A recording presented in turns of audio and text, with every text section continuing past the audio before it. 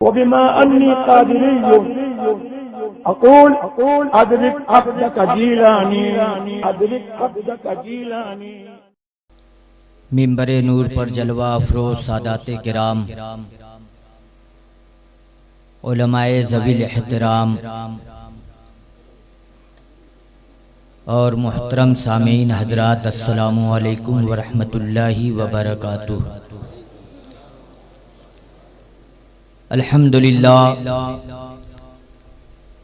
अल्हम्दुलिल्लाहि व कफ़ा वस्सलातु वस्सलामु अला इबादिहिल्लज़ीना इस्तफ़ा, खुसूसन अला हबीबिही मुहम्मदिनिल मुस्तफ़ा व अला आलिही व अस्हाबिही उली सिद्क़ि वस्सफ़ा। अम्मा बाद, फ़अऊज़ु बिल्लाहि मिनश शैतानिर रजीम, बिस्मिल्लाहिर रहमानिर रहीम, वइय्याया फ़रहबून। सदक़ल्लाहुल अलियुल अज़ीम व सदक़ रसूलुहुन नबियुल अमीनुल करीम व नहनु अला ज़ालिका लमिनश शाहिदीन व शाकिरीन वल्हम्दुलिल्लाहि रब्बिल आलमीन। आइए सबसे पहले आक़ाए करीम रऊफ़ रहीम सल्लल्लाहु अलैहि वसल्लम की बारगाह कुद्स में निहायत ही अदब व एहतराम के साथ दुरूद शरीफ का नजराना पेश करने की सआदत हासिल करें। अल्लाहुम्मा सल्लि अला सय्यदना व मौलाना मुहम्मदिन मादनिन जूदी वल करम व अला आलिहि व अस्हाबिहि व बारिक व सल्लिम। सलातुन व सलामन अलैका या रसूल अल्लाह, सलातुन व सलामन अलैका या हबीब अल्लाह।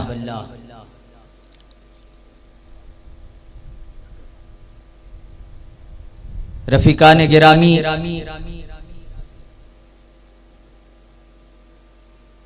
आज हम लोग जिस शख्सियत के उर्स में हाजिर हैं, उन्होंने अपनी पूरी जिंदगी सिर्फ हैदराबाद वालों के ईमान की हिफाजत नहीं की, बल्कि मैं ये कहूं कि उन्होंने मसलके आला हजरत के मिशन को जिंदा रखते हुए दुनिया भर के मुसलमानों की ईमान की हिफाजत का बंदोबस्त किया।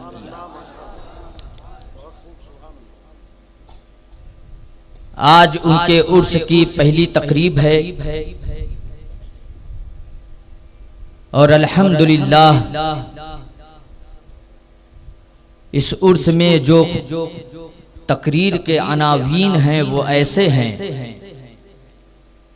कि ईमान की भी हिफाजत हो और बद मजहबों का रद्दे बलीग भी हो।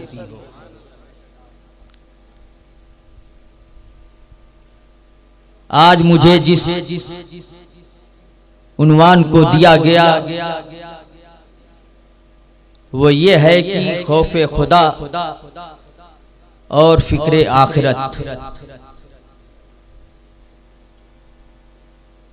हम जब अपने बुजुर्गों की जिंदगी का जायजा लेते हैं, उनकी पूरी जिंदगी इन्हीं दो चीजों से मामूर नजर आती है। इंसान को ये सोचना है कि हम इस दुनिया में किस लिए आए हैं, हमारी तख्लीक का मकसद क्या है। क्या हम यूं ही बेकार पैदा किए गए? क्या हमारी जिंदगी का कोई मकसद नहीं है? अल्लाह रब्बुल इज्जत ने कुरान मजीद में इरशाद फरमा दिया, वमा खलक़तुल जिन्न वल इंस इल्ला लियअबुदून। मैंने इंसानों और जिन्नातों को सिर्फ और सिर्फ अपनी इबादत के लिए बनाया है। तो यहाँ से ये मालूम हो गया है कि हम इंसानों की तख्लीक का मकसद यह है कि हम अल्लाह की रज़ाजुई में लगे। अब मालूम क्या हुआ, इंसान अल्लाह की इबादत के लिए बनाया गया है, उसकी रज़ाजुई के लिए बनाया गया है। और मेरे आका इरशाद फरमाते हैं अद्दुनिया सिजनुन लिल मुमिन, दुनिया मुसलमानों के लिए एक कैद खाना है। कैद खाना का मतलब आप जानते हैं, जो लोग दुनिया के कैद खाने में गए होंगे वो खूब अच्छी तरह से जानते हैं। लेकिन मेरी दुआ यही है कि मुसलमान उस चीज को देख न सके, वो उस कैद खाने से महफूज रहे। लेकिन कैद खाना ये दुनिया हमारे लिए बनाई गई। इसका मतलब क्या है कि दुनिया के कैद खाने का एक उसूल होता है, जब कैदी वहां पर होता है तो जेलर की मर्जी के बगैर वो अपने कमरे से बाहर कदम नहीं रख सकता है। जब तक जेलर की मर्जी ना हो वो कुछ खा पी नहीं सकता है।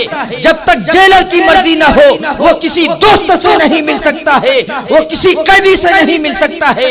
मालूम ये हो गया है कि ऐ मुसलमानों, ये दुनिया तुम्हारे लिए कैद खाना है। दुनिया बनाने वाले ने जो उसूल बनाया है, उसके रसूल ने जो उसूल बनाए हैं, उन्हीं उसूलों के मुताबिक तुम्हें चलना पड़ेगा। जिस चीज को उसने हलाल किया है उसी चीज को तुम्हें खाना पड़ेगा। जिस चीज को हराम कर दिया है उसी के मुताबिक तुम्हें अमल करना होगा। जिससे मिलने का उन्होंने इजाजत दी है उसी से तुम्हें मिलना भी होगा, उसी से दोस्ती करनी होगी, उसी से रिश्तेदारी करनी होगी। और जिससे दूर नुफूर होने का हुक्म दे दिया है उससे कोई दोस्ती नहीं है, उससे कोई ताल्लुक नहीं है, उससे कोई रिश्तेदारियां नहीं है, चाहे वो अपना कितना ही अजीज और करीबी क्यों ना हो। ये मैं अपनी तरफ से नहीं कह रहा हूं। आइए रसूलुल्लाह सल्लल्लाहु अलैहि वसल्लम के खलीफा की बारगाह में पूरे अहले सुन्नत व जमाअत का ये इस बात पर इत्तेफाक है कि अंबिया और रसूल के बाद सबसे अफजल जो है वह हजरत सैयदना सिद्दीक अकबर है। एक बार आपके बड़े शहजादे हजरत अब्दुल रहमान आपसे अर्ज करते हैं, ऐ वालिदे गिरामी, मैदाने बद्र में मैं अबू जहल के साथ आया हुआ था और आप रसूलुल्लाह सल्लल्लाहु अलैहि वसल्लम के हमरा थे। उस जंग में एक ऐसा मौका आया था कि आप मेरी तलवार के नीचे आ गए थे। मैंने तलवार भी खींच ले कि आपका सर तन से जुदा कर लूं, लेकिन दिल में यह ख्याल आया कि आप हैं तो मेरे बाप, अगर आपको कत्ल करता हूं तो मैं बाप के साए से महरूम हो जाता हूं, अगर आपको मैं कत्ल करता हूं तो मैं यतीम हो जाऊंगा। ये सोचकर मैंने आपको जाने की मोहलत दे दी। हजरत अबू बकर का जवाब सुनिए, क़यामत तक के मुसलमानों के लिए एक उसूल दे दिया है। इरशाद फरमाते हैं, ऐ अब्दुल रहमान, ये तुम्हारे कुफ्र की कमजोरी थी। खुदा की कसम, अगर तू मेरी तलवार के नीचे आ जाता तो मैं ये नहीं देखता कि तू मेरा बेटा है, मैं ये देखता कि तू रसूलुल्लाह का दुश्मन है, मैं तेरा सर तन से जुदा कर देता। आज तो रिश्तेदारों की छोड़ने की बात होती है तो लोग कहते हैं हम अपने मामू को कैसे छोड़ दें। मामू से हमारा नसब नहीं चलने वाला है, लेकिन बेटा से जरूर हमारा नसब चलेगा। बेटा वो है कि हमारी आने वाली नस्लें उस पर मौकूफ हैं। लेकिन कुर्बान जाओ खलीफा रसूलुल्लाह पर, उन्होंने ये उसूल दे दिया कि अगर दुश्मन बेटा भी हो तो उसकी कोई रियायत ना की जाए, बल्कि उसके साथ वही मामला किया जाए जो अल्लाह के रसूल के दुश्मन के साथ किया जाता है। उनके अंदर खौफे खुदा कैसा था। हजरत सैयदना अबू बकर सिद्दीक रजी अल्लाह तआला अन्हु वो है कि अशरा मुबश्शरा में पहली शख्सियत हजरत सैयदना सिद्दीक अकबर की शहादत कुरान मजीद ने दी है। वो अजीम सहाबी हैं कि रसूलुल्लाह सल्लल्लाहु अलैहि वसल्लम के खलीफा होने का शर्फ जिनको मिला है। लेकिन जब किसी परिंदे को देखते तो ज़ारो कतार रोने लगते और ये कहते थे, ऐ परिंदे तू कितना खुशनसीब है, जहां चाहता है उड़कर जाता है, जिस शाख पे चाहता है बैठ जाता है, जो चाहता है खाता है, जो चाहता है पीता है। तुझे हिसाब किताब का कोई गम नहीं है कि मुझे इसका कोई हिसाब भी देना है। ऐ काश कि मैं परिंदा होता। जरा सोचिए, सिद्दीक़ अकबर वो है कि जो रसूलुल्लाह के खलीफा है और वो खौफे खुदा में ऐसे लर्जा है कि वो ये आरज़ू करते हैं कि काश मैं परिंदा होता, ताकि क़यामत में हिसाब किताब का कोई गम न होता। हजरत सैयदना उस्मान गनी रज़ी अल्लाह ताला अन्हु है। दुनिया में कोई वो शर्फ हासिल न कर सका जो एक शर्फ हजरत उस्मान गनी को हासिल है कि आपके निकाह में नबी की 2 शहजादियां आई हैं। दुनिया में ये शर्फ किसी और को न मिल सका। आपका मामूल था जब कब्र पे जाते तो आंखों से ऐसे आंसू रवा होते थे कि आपकी रीशे मुबारक भीग जाया करते थे। आपके साथी आपसे अर्ज करते थे, ऐ अमीरुल मोमिनीन, आप तो अशरे मुबशरा में से एक हैं। ऐ अमीरुल मोमिनीन, आपके बारे में तो आकाए करीम सल्लल्लाहु अलैहि वसल्लम ने ये इरशाद फरमाया कि मेरे उस्मान ने 2 बार जन्नत खरीदी है। ऐ अमीरुल मोमिनीन, आपके सामने जब जन्नत और दोज़ख का जिक्र किया जाता है तो आप रोते नहीं हैं, लेकिन जब कब्र पे आते हैं तो ये ज़ारो कतार रोना क्यों शुरू कर देते हैं, ये आंसू क्यों निकलते हैं। हजरत उस्मान गनी इरशाद फरमाते हैं कि मैंने अपने आका सल्लल्लाहु अलैहि वसल्लम को ये इरशाद फरमाते हुए सुना है कि कब्र आखिरत की पहली मंजिल है। जो यहाँ कामयाब हो गया और मंजिलें उसके लिए आसान से आसान तर होती जाएंगी, और जो यहाँ फंस गया आखिरत की सारी मंजिलों में और फंसता चला जाएगा। इसलिए जब मैं कब्र पर आता हूँ तो इसकी हौलनाकी से मेरे आंखों से आंसू जारी हो जाते हैं कि ऐ अल्लाह मुझे यहाँ से आसानी से निजात दे। जरा सोचिए, वो सहाबाए किराम है, लेकिन खौफे खुदा में कैसे लर्जा है। खौफे खुदा उनके दिल में कितना है, ये याद रखिए। वो अजीम शख्सियतें हैं जिनका कोई भी काम अल्लाह और रसूल के मर्जी के खिलाफ नहीं हुआ करता। वो अपना हर काम अल्लाह और उसके रसूल की मर्जी के मुताबिक किया करते थे और उनकी खुशनुदी के लिए किया करते थे। आइए, ताबईन का जमाना है। हजरत इमाम अब्दुल रहमान इमाम औज़ाई रज़ी अल्लाह ताला अन्हु अपने वक्त के जलीलुल कद्र मुहद्दिस, जलीलुल कद्र फकीह हैं। हजरत इमाम आजम अबू हनीफा रज़ी अल्लाह ताला अन्हु के हम असर हैं। उनको एक बार मुल्क शाम में रहा करते थे। मुल्क शाम के एक बड़े अमीर आदमी ने दावत देने की कोशिश की, हुजूर आप हमारे वहाँ दावत को कबूल फरमा ले। लेकिन इमाम औज़ाई उसके लिए तैयार नहीं हुए। वो मुसिर रहा, हुजूर हमारे वहाँ दावत में तशरीफ लाए। आप उसके इसरार के बाद दावत को कबूल करने के लिए राजी हुए, लेकिन उसके लिए आपने 3 शर्तें रखी हैं। ये याद रखो, जो अपने किसी अजीम बुजुर्ग को बुलाना चाहता है तो उनकी सारी शर्तें मंजूर हुआ करती हैं। अगर आप हुजूर कायदे मिल्लत को अपने वहाँ बुलाना चाहते हैं, वो अगर कोई शर्त रखे तो आप सारी शर्तें मानने को तैयार होंगे कि हुजूर जो भी शर्त हो बस आप तशरीफ ले आइए। आपके कदमे नाज हमारे घर में पड़ने चाहिए, तबर्रुकात हमें हासिल करने हैं। इमाम औज़ाई ने 3 शर्तें रखी। एक शर्त ये रखी कि मेरी मर्जी जहाँ मेरी मर्जी होगी, मैं जहाँ चाहूंगा वहाँ बैठूंगा, तुम्हें कोई एतराज का हक नहीं होगा। हुजूर ये शर्त मंजूर है। दूसरी ये शर्त है कि मैं खाने में जो चाहूंगा वो खाऊंगा, तुम किसी चीज के खाने पर मुझे मजबूर नहीं करोगे। हुजूर ये भी शर्त मंजूर है। तीसरी शर्त यह है कि खाने से फारिग होने के बाद मैं एक काम करने को कहूंगा, तुम्हें वो काम करना पड़ेगा। हुजूर तीनों शर्तें मंजूर हैं।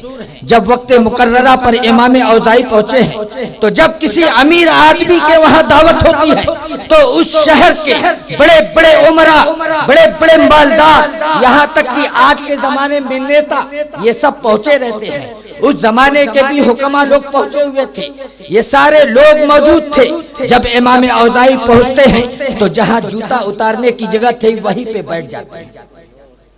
जहां जूता उतारने की जगह थी वहीं बैठ जाते हैं। अब जो मेजबान था उसने बहुत दिल में चाहा कि यहाँ से हजरत उठ जाएं, लेकिन क्या करे, जो शर्त थी उस पर अमल करना है। जब दस्तरखान बिछा दिया गया, अनवाउ अक़साम के डिशें लगा दी गई, एक अमीर आदमी के वहाँ दावत हो, और वो भी जब अपने जमाने के इमाम को बुलाए तो खाने का एहतमाम कितना होगा आप सोच सकते हैं। अगर किसी अमीर के वहां दावत का कभी साबका पड़ा हो तो सोच सकते हैं। तरह तरह की डिशें, हर किस्म के अनवाओ अक़साम से दस्तरखान भरा हुआ। इमाम औज़ाई की बारगाह में मेजबान अर्ज करता है, हुजूर दस्तरखान लगा दिया गया है, आप तशरीफ ले चलें। दस्तरखान पे इमाम औज़ाई पहुंचने के बाद फरमाते हैं मेजबान से, घर से एक सूखी हुई रोटी लेकर के आओ, मैं सूखी रोटी खाऊंगा। लेकिन वो सोचता रहा, इतने किस्म के अक़साम लगाए हैं, ये सब तो अपने इमाम के लिए लगाया है, लेकिन इमाम है कि एक सूखी रोटी मांग रहे हैं, मैं क्या करूं।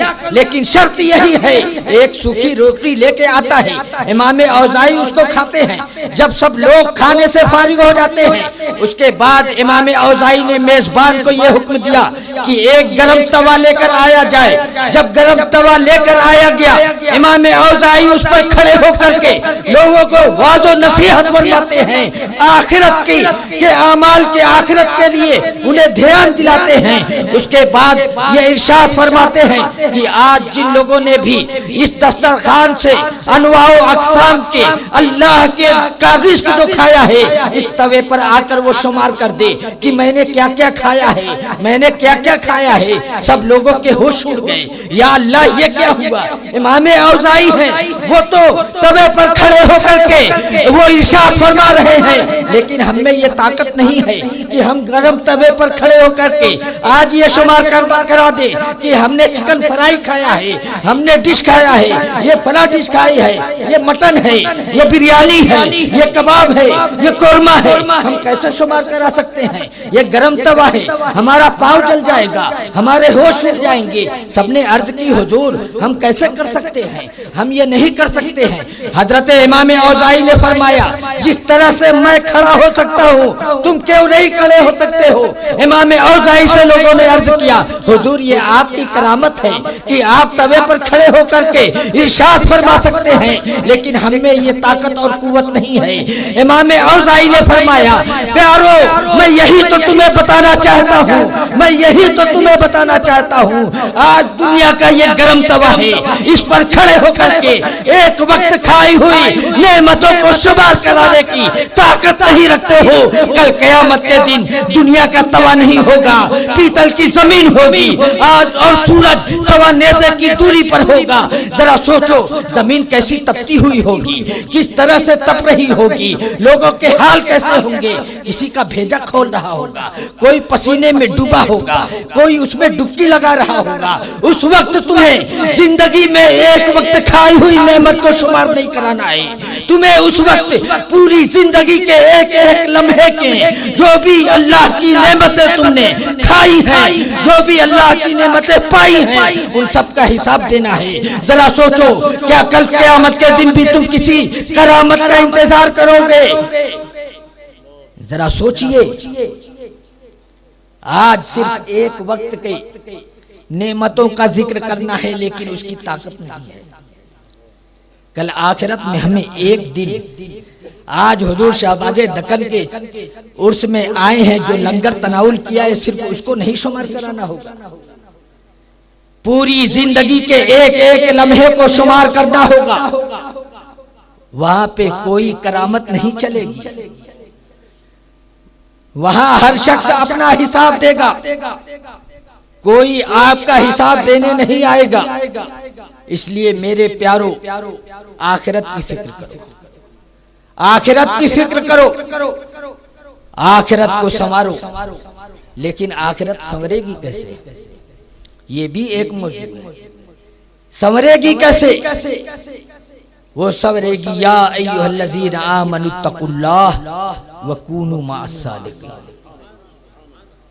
ऐ ईमान वालो, अल्लाह का खौफ पैदा करो, अल्लाह से डरो और सच्चों के साथ हो जाओ। ये सच्चे कौन हैं? कुरान में अल्लाह इरशाद फरमाता है, इन्नमा यख्शल्लाह मिन इबादिहिल उलमा। मेरे बंदों में सबसे ज्यादा जो मुझसे डरते हैं वो उलमा की जमात है, जिनके बारे में मेरे आका ने फरमाया, इन्नमल उलमाउ वरिसतुल अंबिया। ये उलमा अंबिया के वारिस हैं। लेकिन अब हालात बड़े दिगरगू हो गए हैं, अब समझ में आता नहीं आलिम है क्या वो भी अंबिया का वारिस कहलाने का हकदार है? जो ये कहता हो कि नबी के दीवार के पीछे का इल्म नहीं, क्या वो भी अंबिया का वारिस कहलाने का हकदार है? जो कहता हो नबी का इल्म जानवरों और पागलों जैसा है।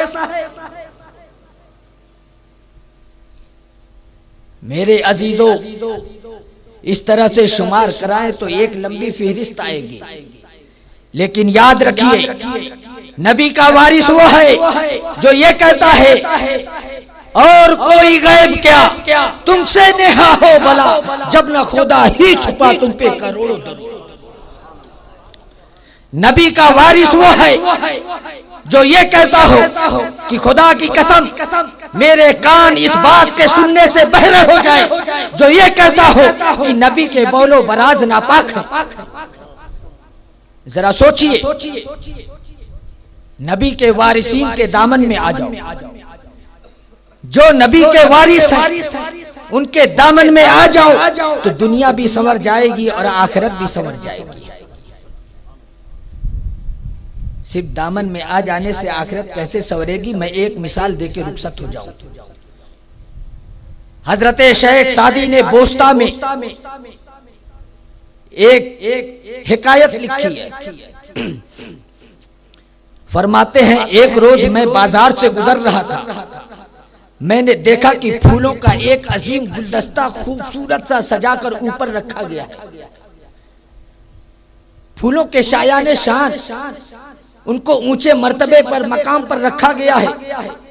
लेकिन मुझे ये देखकर बड़ी हैरत हुई कि उन खूबसूरत फूलों के गुलदस्तों को जो घास से बांधा गया है। मैंने दिल में सोचा, ऐ अल्लाह, मैंने ये दिल में सोचा, ये फूल तो इज्जत के लायक हैं, ये तो बड़े खूबसूरत हैं, खुशबूदार हैं, इनको ये मकामो मर्तबा दिया गया, ये इसके हकदार हैं, ये इसके लायक हैं। लेकिन इन घासों को ये मकामो मर्तबा कैसे हासिल हो गया?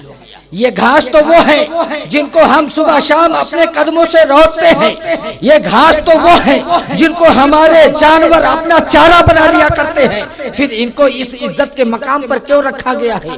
जब घास ने ये हजरत शेख सादी की बात को सुना है तो घास ने जवाब दिया, ऐ शेख सादी, ऐ सादी, क्या तुम्हें ताज्जुब है कि मुझे इस ऊंचे मकाम पर क्यों रखा गया है? तो सुनो कि मुझ में कोई ऐसी खूबी नहीं है कि मुझे कोई ऊंचे मकाम पर रखे। मैं इसी लायक हूँ कि तुम मुझे अपने कदमों से रो दो। मैं इसी लायक थी कि तुम्हारे जानवर मुझे अपनी खुराक बनाए।